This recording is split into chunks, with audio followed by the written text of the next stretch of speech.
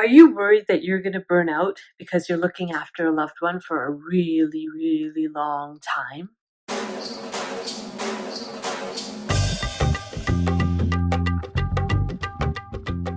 Hi there, and welcome back to Ask Dr. Saira, the show where I answer your questions about personal growth, mental health, relationships, and spirituality. Today's question comes from Sally. Sally says, I have a husband I have been caring for almost 30 years.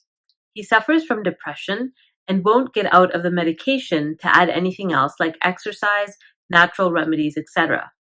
He had a medical issue 5 years ago where he almost died, and since then he's gone downhill. I worry about him and I want to help.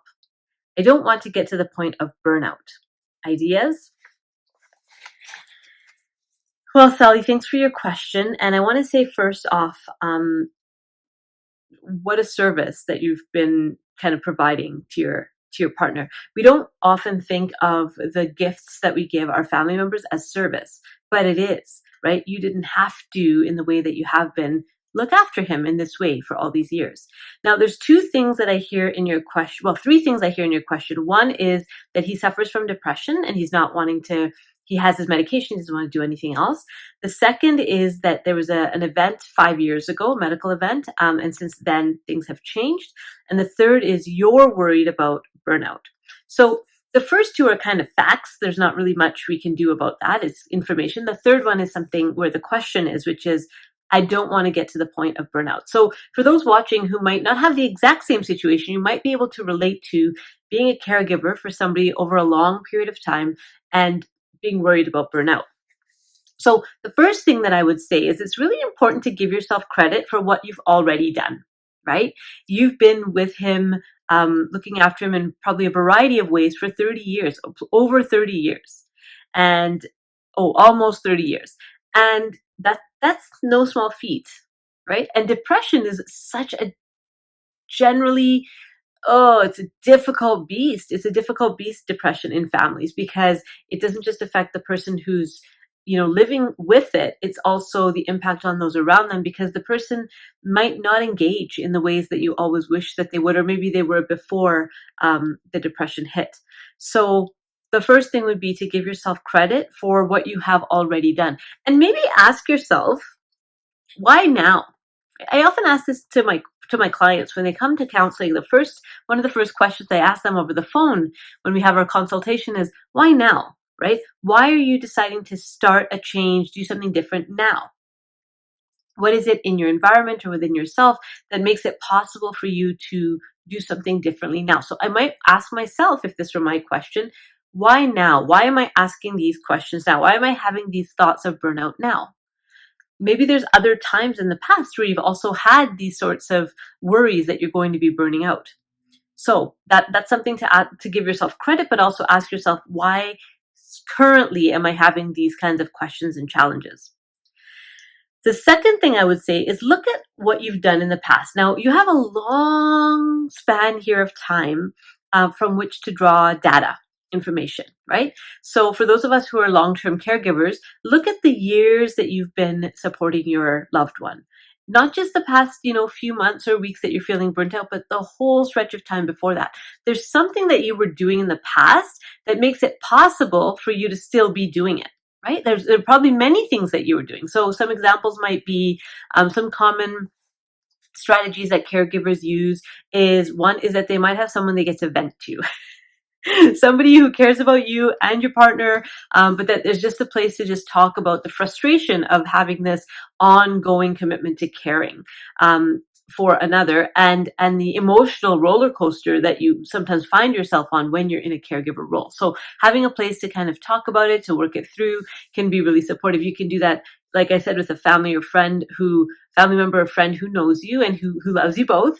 There's also support groups that you could join for caregivers where other people in very similar situations are going through the same thing, and you can share ideas in those groups. So yeah, one will be maybe venting. The second might be your own self-care. So things like Are you doing all the basics? Are you getting enough sleep? Are you maintaining a healthy diet? Are you making sure that you get some movement in every day? Are you reaching out to your social supports, right? These things are really important. Just the basics of self-care, not even the fancy things like a massage or a manicure, but the basics. Are you doing the basics? Because when you're not going to be at your best, which makes it easier for things to get under your skin.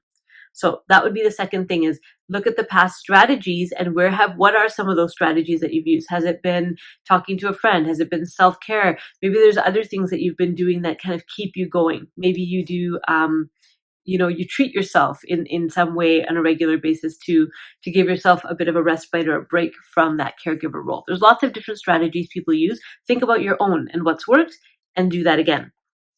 The last thing I would say, and I say this a lot, is expand your circle, right? It doesn't have to be just you. Maybe it's only you in the household, which is fair, but that kind of emotional burden or that emotional weight of caring with someone with depression cannot be carried by one family member alone, right?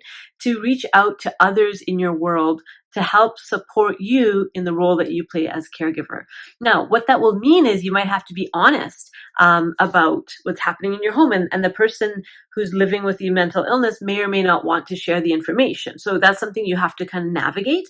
But if they are comfortable with other people knowing that they have depression, reach out, expand your circle, make sure that you're not the only one always showing up for your partner, that they maybe have their own friends, or maybe there's other people in your neighborhood that could have a coffee with them once in a while or go for a walk in the neighborhood. So it's not all on you. We have mistakenly believed that we're 100% responsible. And I would say I don't know where that came from or when we started believing that, but we are born as social mammals and we're born to work in community. So reach out to your community, expand your circle so it's not all you, because otherwise you will absolutely burn out. So those are my thoughts, Sally. Hopefully that helped you and others who are in that long-term caregiver role. Also on this YouTube channel, there's a couple of hour-long seminars. So on Dragonfly Wellness TV, which is our YouTube channel, there's a couple of hour-long seminars on caregiver burnout. So if you go to the webinars and trainings playlist, you'll find them there. So check those out. They're more detailed. They talk about the stress cycle. They talk about different self-care strategies, the kind of the science of burnout. So check those out if you're wanting to go a little bit deeper into the subject of caregiver burnout. That's it for me today. If you have a question, send me an email. You can get our contact information at the end of this video, and I'll talk to you next time. Bye.